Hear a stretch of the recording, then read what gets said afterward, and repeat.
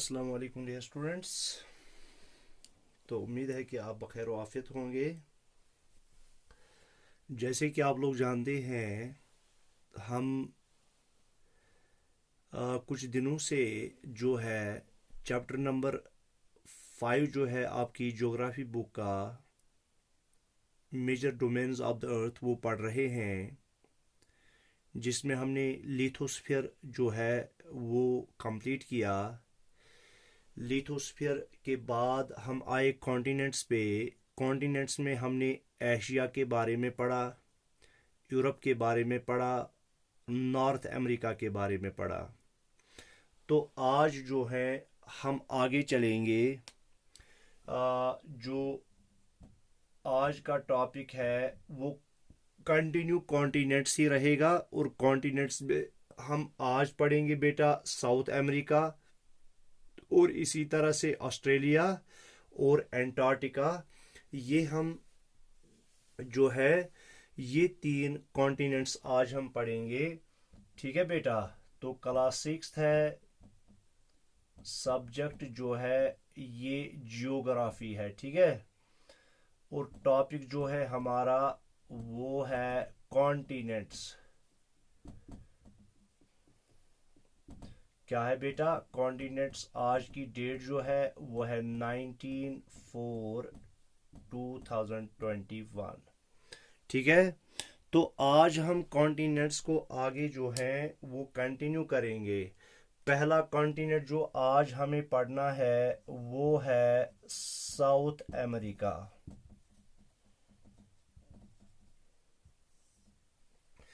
क्या है बेटा? वो है साउथ अमेरिका। इधर देखो आप लोग, जो यहाँ पे आपको ब्लू कलर येलो कलर का जो ये लैंड मास दिखाई दे रहा है, क्या दिखाई दे रहा है? ये लैंड मास दिखाई दे रहा है। इसको हम कहते हैं बेटा साउथ अमेरिका। क्या कहते हैं? South America. नॉर्थ अमेरिका जो है वो ऑलरेडी हमने पढ़ा है कल। आज हम पढ़ेंगे साउथ अमेरिका। अब ये जो साउथ अमेरिका है, इसके ऊपर वाले हिस्से में तकरीबन नॉर्दर्न, जो इसका नॉर्दर्न पार्ट है, उसके थ्रू जो है क्या पास होती है? वो पास होती है इक्वेटर। क्या होती है? इक्वेटर। तो पहला पॉइंट जो साउथ अमेरिका के बारे में हमें पढ़ना है, ये है 4th लार्जेस्ट कॉन्टिनेंट। पहले नंबर पे है एशिया, दूसरे नंबर पे अफ्रीका, तीसरे नंबर पर नॉर्थ अमेरिका, और चौथे नंबर पर साउथ अमेरिका। तो हम कहेंगे 4th लार्जेस्ट जो है 4th लार्जेस्ट कॉन्टिनेंट है ये। 4th largest continent. ठीक है बेटा। तो अब ये जो साउथ अमेरिका है, साउथ अमेरिका ऑलमोस्ट जो है, क्या है बेटा? Almost lies in southern hemisphere. Almost lies entirely in southern hemisphere. ठीक है। एंटायरली पूरा तो नहीं है, मगर बेशतर हिस्सा जो है almost lies entirely in southern hemisphere। Southern hemisphere. ठीक है। दूसरा पॉइंट। तीसरा पॉइंट हमने कहा बेटा, तीसरा पॉइंट है कि जो इक्वेटर है, equator passes through it, passes through it. ठीक है। इक्वेटर इसके थ्रू पास होता है। तो ये बन गए हमारे 3 पॉइंट्स। एक पॉइंट हमारा बन गया 4th लार्जेस्ट कॉन्टिनेंट है after Asia, Africa and north America. फिर जो है ये ऑलमोस्ट जो है एंटायरली लाई करता है साउदर्न हेमिस्फीयर में। और इसी तरह से जो इक्वेटर है, इक्वेटर इसके थ्रू पास होती है। और याद रखना, एंडीज क्या है? Andes world's largest mountain range. क्या है बेटा? World's largest mountain range. World's largest mountain range.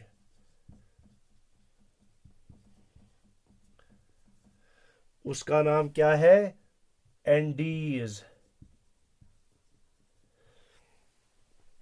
ठीक है बेटा। जो वर्ल्ड की सबसे लार्जेस्ट माउंटेन रेंज है जिनका नाम है एंडीज। देखो, अगर आपको दिख रहा होगा आपकी स्क्रीन पर, मैं जहां जहां से अपने पेन को जो है मूव करूंगा, अगर आप यहां देखोगे नॉर्थ से जो है ब्राउन कलर की ये लाइन ऐसे चल रही है। क्या चल रही है? ये चल रही है।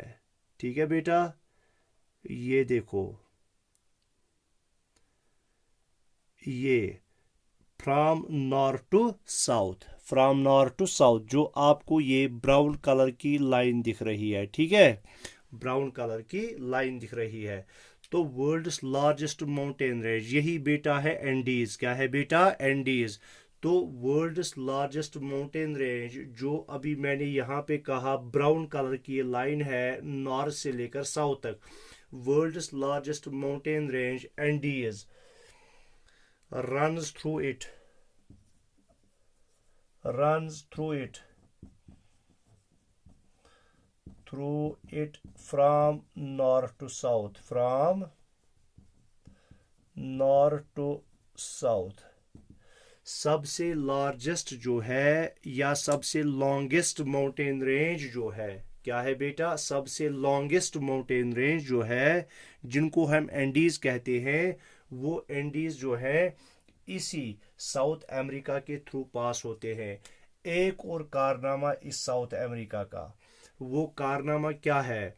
जो दुनिया का सबसे लार्जेस्ट रिवर है, लॉन्गेस्ट रिवर हमने कहा था बेटा नाइल। क्या था? नाइल। सबसे लंबा और सबसे बड़ा, लार्जेस्ट, यानी as per volume of water, जिसमें सबसे ज्यादा पानी है जो रिवर है वो अमेज़न है। कौन है? अमेज़न। तो हम कहेंगे वर्ल्ड्स लार्जेस्ट रिवर, वो कौन है? Amazon. World's largest river Amazon flows through it, flows through it। तो इस तरह जो है वर्ल्ड्स लार्जेस्ट रिवर यानी अमेज़न फ्लोज थ्रू इट। तो इस तरह हमारा साउथ अमेरिका जो है वो कंप्लीट हो गया। साउथ अमेरिका के बाद हम आते हैं बेटा ऑस्ट्रेलिया पर। कहां पे आते हैं? ऑस्ट्रेलिया पर। देखो, ऑस्ट्रेलिया के बारे में आपको ज्यादा जानने की जरूरत नहीं है।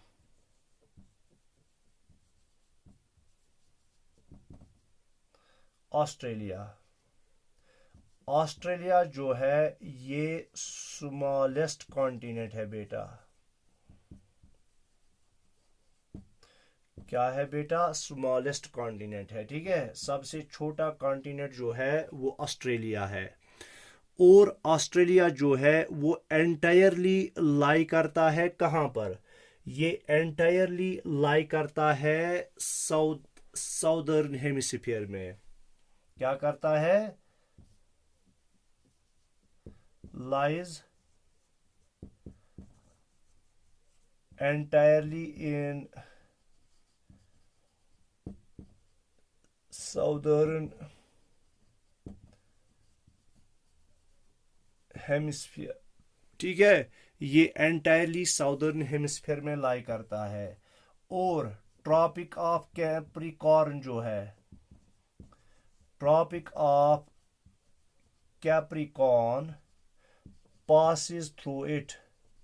तो इसके थ्रू जो है ट्रॉपिक ऑफ कैप्रिकॉर्न जो है वो पास होती है। क्या होती है बेटा? ट्रॉपिक ऑफ कैप्रिकॉर्न जो है वो इसके थ्रू पास होती है। समझ में आ गया? तो अगर मैं आपको दिखाऊं इस मैप पर, ये ऑस्ट्रेलिया कहाँ पे है, तो ऑस्ट्रेलिया यहाँ पे है। ये जो ये कॉन्टिनेंट है ये ऑस्ट्रेलिया है, और कॉन्टिनेंट्स में सबसे छोटा कॉन्टिनेंट ऑस्ट्रेलिया ही है। और देखो बेटा, इसके चारों तरफ से जो है ओशियंस और सीज हैं। क्या है? इसके चारों तरफ से ओशियंस एंड सीज हैं। तो surrounded by oceans and seas on all sides. ठीक है, ऑस्ट्रेलिया जो है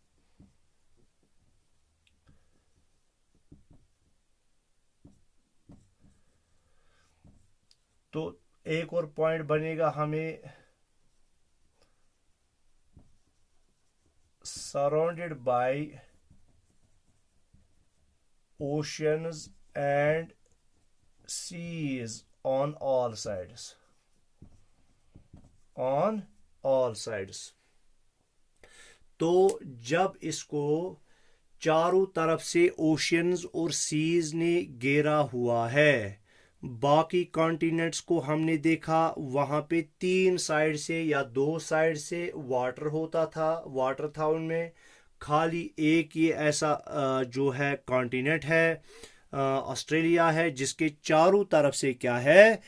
पानी है। जिसके चारों तरफ से क्या है बेटा? पानी है।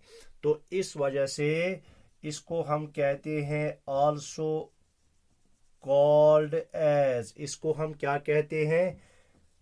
Island continent. क्या कहते हैं बेटा? Island continent. क्यों कहते हैं आइलैंड कॉन्टिनेंट? क्योंकि इसके चारों तरफ से ओशंस और सीज हैं। अब देखो ये है, यहां से भी पानी, यहां से भी पानी, यहां से भी पानी, चारों तरफ से पानी ही पानी है। तो इस वजह से इसको हम कहते हैं आइलैंड कॉन्टिनेंट। अच्छा, अब एक और जो कॉन्टिनेंट है वो है एंटार्क्टिका। क्या है बेटा? एंटार्क्टिका। देखो ये जो एंटार्क्टिका कॉन्टिनेंट है, ये नीचे साइड से जो वाइट कलर का आपको दिखाई दे रहा है, ये सारा का सारा जो है एंटार्क्टिका है। इसको वाइट कलर से क्यों दिखाया गया है वो भी मैं आपको वो रीज़न अभी बताऊंगा। तो ये जो नीचे है ये एंटार्क्टिका है। तो एंटार्क्टिका भी जो है ये पूरा का पूरा लाई करता है साउदर्न हेमिस्फीयर में। कहाँ पे लाई करता है? साउदर्न हेमिस्फीयर में। ठीक है बेटा, तो जो एंटार्क्टिका है ये साउदर्न हेमिस्फीयर में लाई करता है।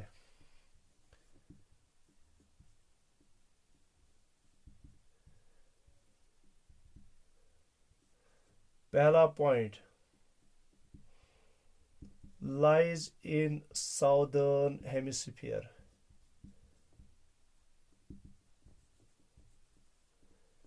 ये साउदर्न हेमिस्फीयर में लाई करता है। कौन? एंटार्क्टिका। अच्छा, जो साउथ पोल है, साउथ पोल इस कॉन्टिनेंट के ऑलमोस्ट बीचों बीच आता है, क्योंकि इसके जो बीच में है, बीच में साउथ पोल है, और साउथ पोल के चारों तरफ क्या है बेटा? साउथ पोल के चारों तरफ जो है ये एंटार्क्टिका लाई करता है। ठीक है, तो south pole lies almost at the centre of this continent. जो साउथ पोल है lies almost at its center, at its center। ठीक है, तो बन गया हमारा दूसरा पॉइंट। तीसरा पॉइंट जो है, चूंकि ये लोकेटेड है, इसकी लोकेशन जो है वो साउथ पोलर रीजन में है। कहाँ पे है? South polar region. South polar region में होने के कारण जो है ये थ्रू आउट द ईयर जो है बर्फ से ढका रहता है। ये कॉन्टिनेंट जो है थ्रू आउट द ईयर बर्फ से ढका रहता है। इस वजह से यहाँ पे आपको जो है कोई भी ह्यूमन सेटलमेंट्स नहीं मिलती है, कोई भी परमानेंट ह्यूमन सेटलमेंट्स नहीं मिलती है। यहाँ पे आपको आबादी नहीं मिलेगी, यहाँ पे आपको ऐसे इंसान नहीं मिलेंगे जो परमानेंटली यहाँ पे रहते हों। क्यों? क्योंकि ये ऑलमोस्ट जो है ये थ्रू आउट द ईयर जो है, ऑलमोस्ट नहीं, ये थ्रू आउट द ईयर जो है थिक शीट ऑफ आयर से ढकी रहती है। ठीक है। बहुत सारी कंट्रीज ऐसी हैं जिन कंट्रीज ने यहाँ पे अपनी रिसर्च स्टेशन जो है एस्टेब्लिश किए हैं, रिसर्च स्टेशन जो है वो यहाँ पे लगाए हैं। तो उनमें जो है इंडिया भी एक मुल्क है उन सारे ममालिक में से जिन्होंने यहाँ पे रिसर्च सेंटर्स बनाए हैं। तो उनमें इंडिया भी है जिन्होंने यहाँ पे कुछ रिसर्च सेंटर्स लगाए हैं। तो एक तो इनमें मैत्री है और दूसरा है दक्षिण गंगोत्री। क्या है बेटा? दक्षिण गंगोत्री। तो हमने कहा तो ये जो एंटार्क्टिका है, एंटार्क्टिका जो है ये लोकेट है कहाँ पे? Located in south polar region.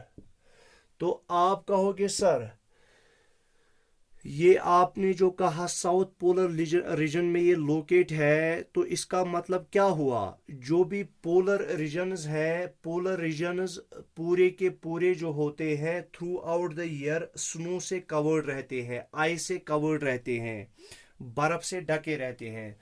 तो चूंकि ये एंटार्क्टिका भी साउथ पोलर रीजन में लोकेट है, तो इस वजह से क्या है, ये जो है remains covered with snow, remains covered with thick sheet of snow या thick sheet of ice, sheet of ice throughout the year, throughout the year। ठीक है बेटा।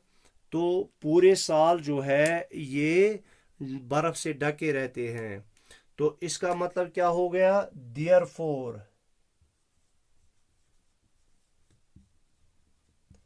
No permanent settlements,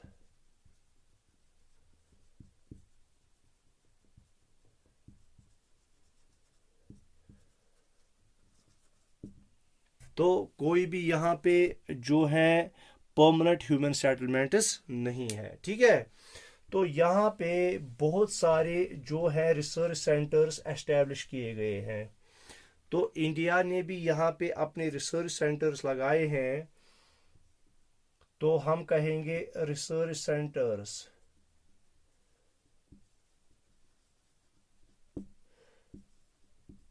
established by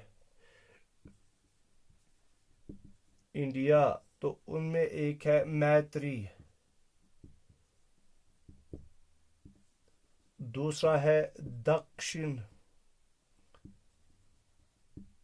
Gangotri, दक्षिण गंगोत्री।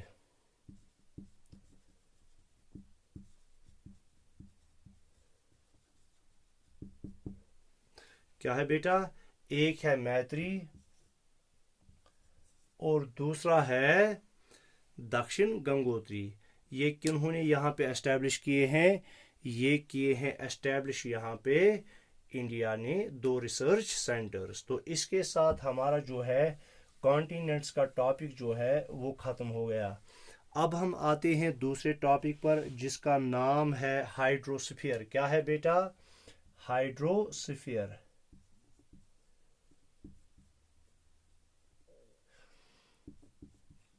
हाइड्रोस्फीयर। ये जो हाइड्रो है, hydro का मतलब हो गया बेटा वाटर, और स्फीयर का मतलब हो गया रीजन। स्फीयर का मतलब हो गया रीजन। तो जमीन का वो हिस्सा जहां पे भी आपको पानी दिखाई दे वो है हाइड्रोस्फीयर, उसका ताल्लुक है हाइड्रोस्फीयर के साथ। तो ज़मीन के जिस हिस्से पर आपको पानी दिखाई दे, जिस जिस हिस्से पर आपको पानी दिखाई दे, वो उसका ताल्लुक किसके साथ है? हाइड्रोस्फीयर के साथ है। तो अर्थ जो है बेटा, अर्थ, इसको हम कहते हैं कॉल्ड ब्लू प्लैनेट। इसको हम क्या कहते हैं बेटा? Blue planet. किसको? Blue planet. चूंकि इसके बेशतर हिस्से पर पानी है, मैक्सिमम पोर्शन पर पानी है, तो पानी होने की वजह से जब हम स्पेस से इसकी तरफ देखते हैं तो ये प्लेनेट हमें ब्लू दिखाई देता है। तो इस वजह से अर्थ को हम ब्लू प्लेनेट भी कहते हैं। तकरीबन जो है 71.5% या मोर देन, हम कहेंगे 79%, मोर देन 79% जो है, क्या है बेटा? More than, not 79, sorry, more than 71% जो है, जो 71% है वो क्या है? मोर देन 71% ऑफ अर्थ जो है is covered with water, is covered with water, with water. ठीक है। जब 71% से ज़्यादा जो है, तकरीबन 71.5% जो है, 71.5% जो है वो वाटर जो है, ज़मीन वाटर उस पर फैला हुआ है, और 28.5% जो बचता है वो लैंड है। क्या है? क्या है? लैंड है। And 29% with land, 29% with land. तो अगर हम बेटा ये अर्थ लेते हैं, अर्थ को हम 4 हिस्सों में डिवाइड करें, क्या करें? 4 हिस्सों में। तो 3 हिस्सों में वाटर है। क्या है बेटा? 3 हिस्सों में वाटर है। तो ये हो गया एक हिस्सा, ये हो गया दूसरा हिस्सा, और ये हो गया तीसरा हिस्सा।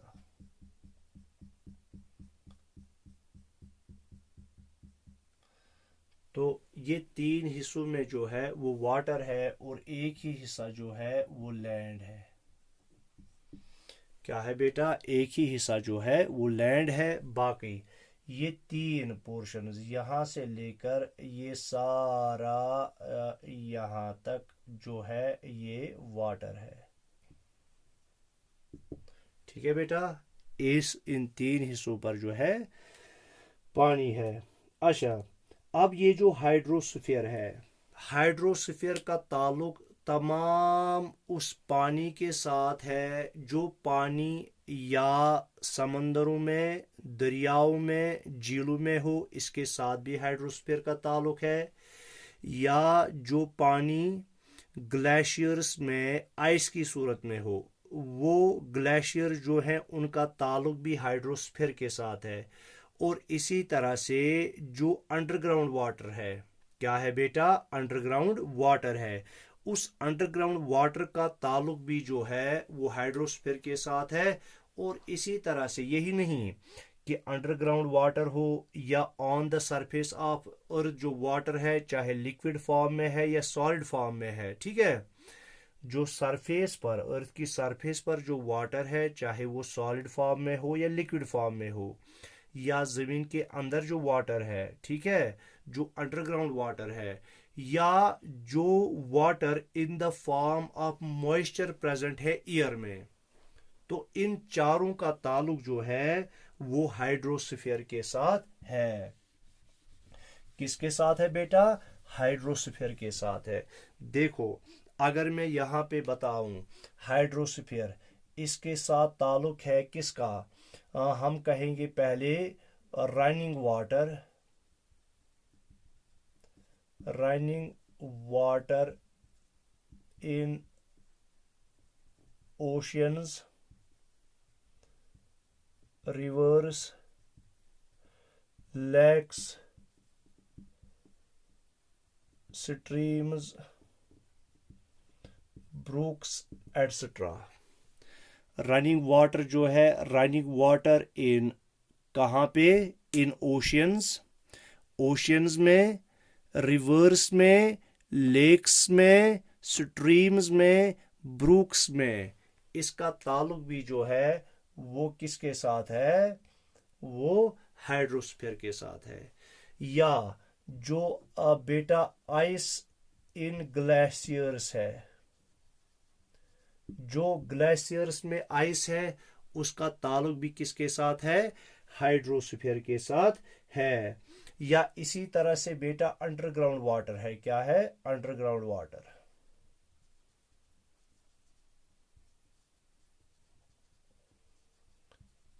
अंडरग्राउंड वाटर, इसका ताल्लुक भी हाइड्रोस्फीयर के साथ है। या इसी तरह से जो है वाटर वेपर एटमॉस्फेयर में,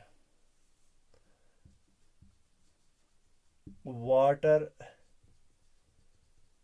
वेपर इन एटमॉस्फेयर, इन सब का ताल्लुक है हाइड्रोस्फीयर के साथ।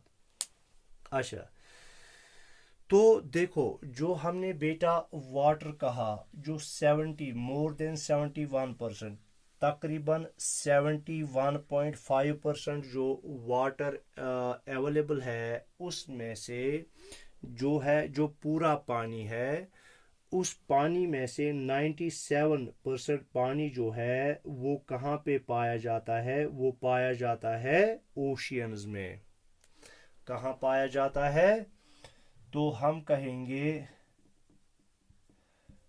More than 97% water is found in oceans, found in oceans। अब याद रखो बेटा, ये जो वाटर ओशियंस में पाया जाता है, ये सारा का सारा पानी होता है। तो हम कहेंगे जो ओशियन वाटर होता है, ये होता है साल्टी।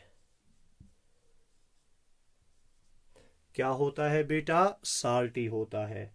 तो साल्टी होने की वजह से जो है ह्यूमन बींग्स इसको यूज नहीं कर सकते, ठीक है।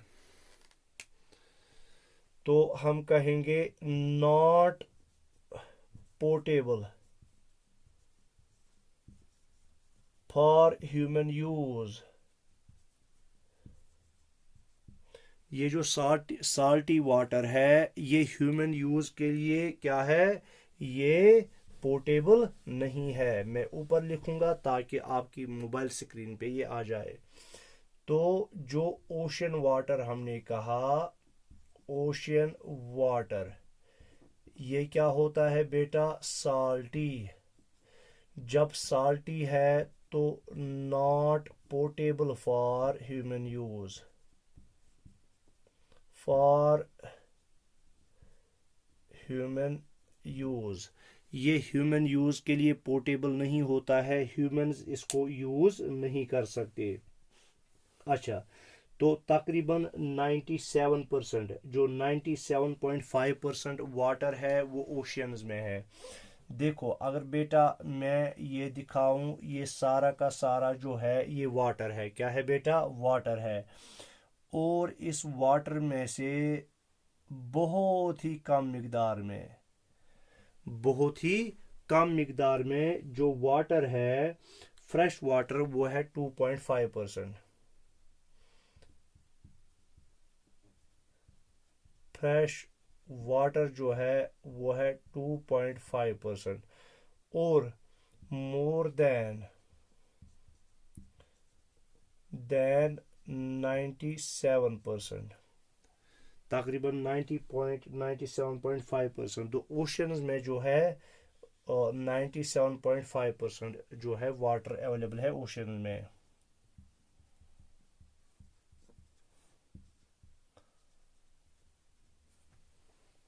किन में है, 97.5% जो है ओशियंस में है। और खाली इस 100% में से 2.5% वाटर जो है वो फ्रेश वाटर है। अब अगर ये 2.5% जो है हमारे लिए अवेलेबल होता पीने के लिए तो फिर भी ये काफ़ी था, मगर इस 2.5% में से भी कुछ परसेंट ऐसे हैं वाटर के, तकरीबन 1% वाटर वो कहाँ पे पाया जाता है, ग्लेशियर्स में पाया जाता है। कहाँ पे पाया जाता है, ग्लेशियर्स में। और ये हर एक इंसान के लिए मुमकिन नहीं है, या इंसान के लिए मुमकिन नहीं है कि वो रोज़ाना ग्लेशियर्स पे जाए और वहाँ से पानी लाए, वहाँ से बर्फ़ लाए और उस बर्फ़ को फिर पानी में कन्वर्ट करे। वो भी इंसान के लिए मुमकिन नहीं है। तो इस 2.5% में से भी आपको कुछ परसेंट बाहर निकालने हैं, जो कहाँ पे है, जो ग्लेशियर्स में प्रेजेंट है। ठीक है, अब 1% तो हमने वो निकाली, दूसरी परसेंटेज इस फ्रेश वाटर में से वो है जो कहाँ पे है बेटा, जो कि अंडरग्राउंड है। कहाँ पे है, अंडरग्राउंड है। तो निकालो इस 2.5% में से कुछ परसेंट कहाँ पे, अंडरग्राउंड वाटर, और कुछ परसेंट ग्लेशियर्स में वाटर। अब देखो वहां पे कितना, तकरीबन 1% पानी बचता है। क्या बचता है, 1% वाटर जो है अवेलेबल है, available for human use,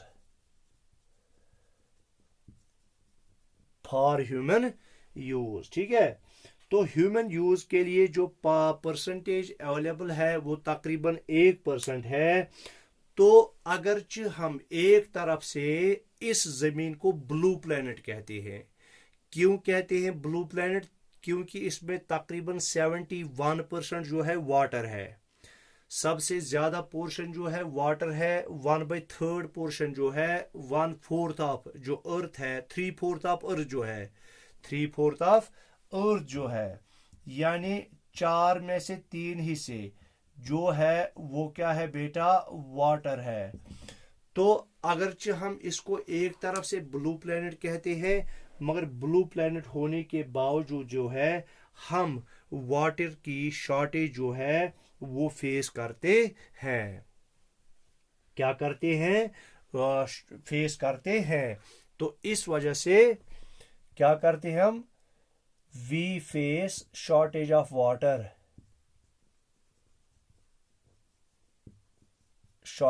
water,